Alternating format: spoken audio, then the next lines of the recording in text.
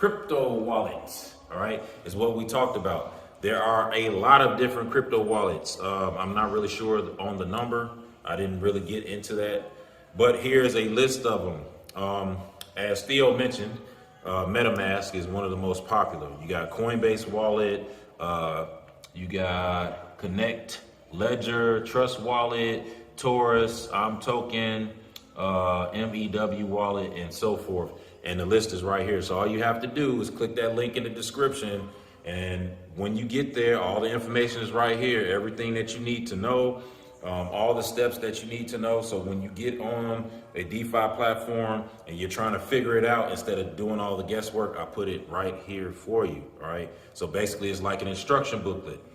All right. So now, of course, like I said, start with $1,400. Must have a crypto wallet to use DeFi. Only wallets available, options for the DeFi of choice. And what that means is not all the DeFi platforms connect to all the wallets, right? MetaMask, from what I've seen, observed that it connects to a lot of the platforms, but there are other wallets out there that don't connect to the platforms. They're only exclusive on certain platforms. So that's with that being said right there. All right.